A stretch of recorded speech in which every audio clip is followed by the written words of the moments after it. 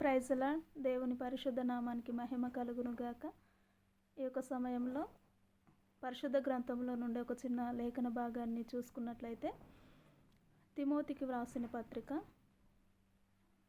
రాసిన రెండవ పత్రిక 3వ అధ్యాయము 5వ వచనం మనం చూసినట్లయితే, పైకి భక్తి గల వారి వలె ఉండి దాని శక్తిని ఆశ్రయించని వారునై యుందురు.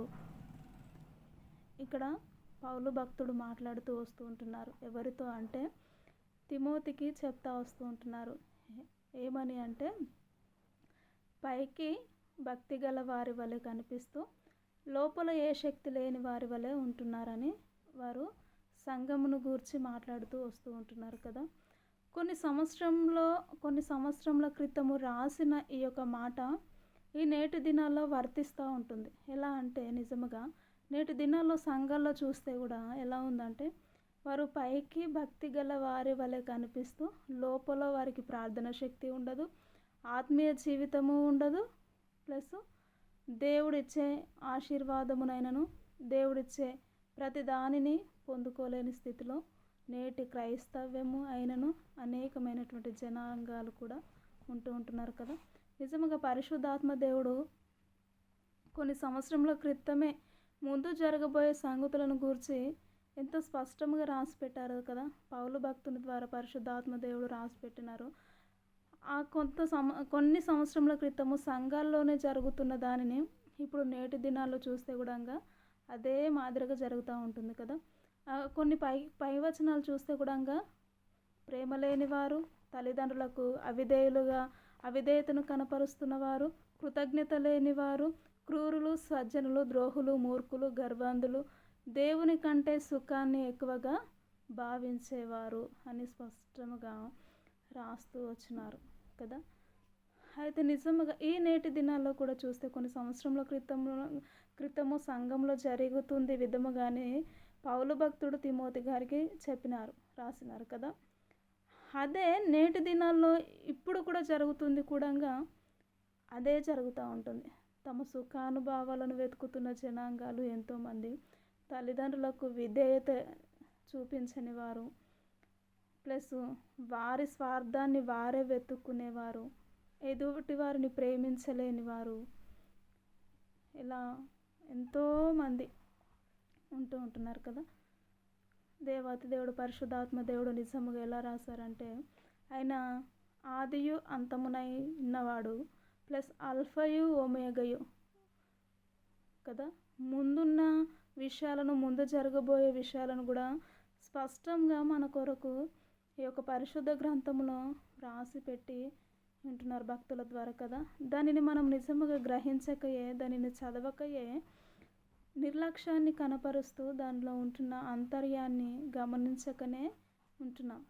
అంత్య దినాల్లో మనం ఉంటున్నాం కాబట్టి అంత్య దినాల్లో ఎలా జరుగుతుందో అనేది 3వ వచనం ఫస్ట్ నుంచి చూసినట్లయితే చక్కగా రాస్తూ వస్తూ ఉంటున్నారు. నిజంగా ఇప్పుడు కూడా మనం అంత్య దినాల్లోనే బ్రతుకుతూ ఉంటున్నాం. ఏ క్షణం ఏం జరుగుతుందో తెలియని స్థితిలో, ప్లస్ పాపిస్టుల మధ్యలో పాపము పేటి రేగిపోతున్న రోజుల్లో మనం బ్రతుకుతుంటున్నాం. ఒకరంటే పడని స్థితిలో, ప్రేమలు లేని స్థితిలో, ఒకరు అసూయ చేత నింపబడిన స్థితిలో, డబ్బుకు మాత్రమే ప్రాధాన్యత ఇచ్చే స్థితిలో కదా.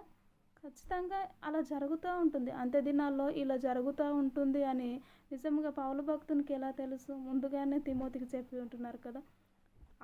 ఆనాడు జరిగిన సంఘాల్లో మళ్ళీ అంత్య దినాల్లో ఇలా జరుగుతుందని స్పష్టంగా రాస్తూ ఉంటున్నారు. మనము కూడా అంత్య దినాల్లోనే జీవిస్తూ ఉంటున్నాం కనుక వారి వలె మనం ఉండకూడదు. ఎలా అంటే అన్య జనాంగముల వలె మనం ఉండడానికి వీలేదు. ఎందుకంటే మనకు ముందుగానే పరిశుద్ధ గ్రంథాన్ని ఏ విధంగా మీరు లోకంలో బ్రతకాలో, దేనిని గూర్చి వివరించాలో చక్కగా జ్ఞానము కలిగి మీకు ముందుగానే ఈ యొక్క పరిశుద్ధ గ్రంథాన్ని నేను మీ కొరకు సిద్ధపరిచి ఉన్నాను. దానిని చదువుతూ ధ్యానిస్తూ ముందున్న వాటి కొరకు, రానున్న వాటి కొరకు, పరలోకమందున్న వాటి కొరకు, ప్రతి దానిని కొరకు మీరు తెలుసుకొనవచ్చు అని చక్కగా దేవాతి దేవుడు అనేకమైనటువంటి వ్యక్తుల ద్వారా, పరిశుద్ధాత్మ ద్వారా ఈ యొక్క పరిశుద్ధ గ్రంథాన్ని మన చేతిలో పెట్టి ఉంటున్నారు. కానీ దానిని నిర్లక్ష్యము చేస్తూ, దానిని ధ్యానించలేక, చదవలేక, ఒక ఆదివారం దినమే మందిరానికి తీసుకువెళ్ళి మరలా యథావిధిగా ఎక్కడ ఉండే స్థానంలో అక్కడ పెడుతూ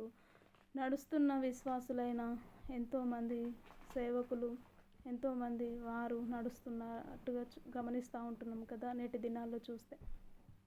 కానీ దేవాతి దేవుడు అంటున్నాడు, నిజముగా నేటి దినాల్లో పైకి భక్తి కలిగిన వారి వల్లనే కనిపిస్తారు, కానీ లోపల వారికి ఏ శక్తి లేదు. నిజంగా చాలామందిని మనం చూస్తున్నట్లయితే వీరు ఎంత ప్రార్థన పరులో, ఎంత చక్కటి ఆత్మీయ జీవితమో వీళ్ళది కదా. కానీ మన హృదయము ఖచ్చితంగా దేవుడు చూస్తాడన్న విషయాన్ని మర్చిపోయే జనాలు పైకి వేషధారణ వల్లే చక్కగా నటిస్తూ ఉంటారండి కదా. దేవునికి నిజముగా వేషనైనా క్షమిస్తాడు, కానీ వేషను క్షమించను, వేషధారణను క్షమించను అని స్పష్టంగా బైబిల్ గ్రంథంలో రాసిపెట్టి ఉంచినారు కదా. నిజముగా ఎంతో గొప్ప దేవుడు మన దేవుడు. చక్కగా దేవాతి దేవుడు ఆ విధమైనటువంటి కృప ద్వారానే మనల్ని నడిపిస్తూ ఉంటున్నారు కనుక నిత్యము ఆయన వైపు మనం కనులెత్తి చూస్తూ ఉండేవారిగా ఉండాలి. నిజముగా పైకి భక్తి కలిగిన వారి వలె కాదు, కానీ నిత్యము దేవుని సన్నిధిలో మన హృదయం ఎలా ఉంటుందో ప్రభువా, దావీదు భక్తుడు అంటాడు, అయ్యా నా హృదయాన్ని హిమము కంటే తెల్లగా మార్చు, పాపము నాలో లేకుండానట్లు నీ వాక్యాన్ని నా హృదయంలో నేను పెట్టుకొనుటకు అటు శక్తిని, బలమును, జ్ఞానాన్ని నాకు దయచేయు అని దావీదు భక్తుడు అంటాడు కదా.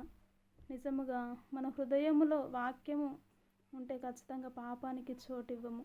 పైకి భక్తి కలిగిన వారి వల్ల నటించవలసిన అవసరము కూడా మనకు లేదు. కాబట్టి నీ మాట అవునంటే అవును, కాదంటే కాదు అనే విధముగా ఉండాలి. దేవుని ఎదుట నీ ప్రవర్తన, నీ హృదయము, నీ అంతర్యము ఏ విధంగా ఉంటుందో, మనుషుల కొరకు కాదు నీ భక్తి, కానీ దేవాతి దేవుని కొరకు నువ్వు జీవించేవారిగా ఉండుటకు సిద్ధపడాలి. ఈ అంత్య దినాల్లో కదా, అంత్య దినాల్లో అటు సిద్ధపాటు కలిగి ఉంటేనే మంచిది. పరలోక రాజ్యానికి నలుగురికి మనము సాక్షిగా ఉంటేనే కానీ వారిని దేవుని యొద్దకు నడిపించలేని స్థితిలో ఉంటాం కదా. మనము దినమంతా మందిరానికి వెళుతూ మన ప్రవర్తన ఎదుటివారు అన్న జనాంగముల మధ్యలో విచ్చలవిడిగా ఉందంటే వారు మన కొరకు ఎలాంటి సాక్ష్యాన్ని ఇవ్వగలరు? పరిశుద్ధ గ్రంథంలో ఉంటుంది, నిన్ను బట్టే కదా అన్య జనాంగముల మధ్యలో నా నామము అవమానపరచబడుతుంది అని మాట్లాడుతూ వస్తుంటున్నారు దేవుడు. నిజంగా మన ప్రవర్తనను బట్టి అన్య జనాంగములు మాట్లాడకుండానట్లు పైకి భక్తి కలిగిన వారి వల్ల కనిపించేవారిగా కాక మన హృదయం ఎలా ఉంటుందో తేటగా దేవుని ఎదుట కూడా అదే విధమైనటువంటి హృదయము ఉండులాగున చిన్న మాట ప్రార్థన చేద్దామా? గనుడవైనటువంటి మా దేవానికి స్తుతులు స్తోత్రములు చెల్లించుకుంటున్నాము తండ్రి. నిజంగా నీ సన్నిధిలో మేము పైకి భక్తి కలిగిన వారి వలె కాక దేవా, నిత్యము నీ సన్నిధిలో మా హృదయం ఏ విధముగా ఉంటుందో ప్రభు మమ్మలను మేము పరిశీలన చేసుకొనుటకు తండ్రి నీ కృపను కనికిరమును మీరు చూపించమని అడుగుతూ ఉంటున్నాను. దేవా, నిన్ను బట్టే కదా అనే జనాంగముల మధ్యలో నా నామం అవమానపరచబడుతుంది అంటున్నారు. దేవా, నిజముగా మమ్మల్ని బట్టి ఏ ఒక్కరు ప్రభు మీ నామాన్ని అవమానపరిచే వారిగా కాకుండానట్లు దేవా, నిత్యము నీ సన్నిధిలో మేము అందరం కలిసి జీవించుటకు దేవా, ప్రతి వారు చక్కటి మారు మనసును పొందుకొని నిన్నే స్తుతించి గణపరిచే కృపను ధన్యతను మీరే అనుగ్రహిస్తారని నమ్ముతూ విశ్వసిస్తూ యేసుక్రీస్తు ఉన్నతమైన నామములో ప్రార్థించి అడిగి వేడుకుంటున్నాము తండ్రి. Amen, amen. ఈ యొక్క వీడియో నచ్చితే లైక్ చేయండి, షేర్ చేయండి, కామెంట్ చేయండి. ప్రైజ్ ది లార్డ్ అందరికీ.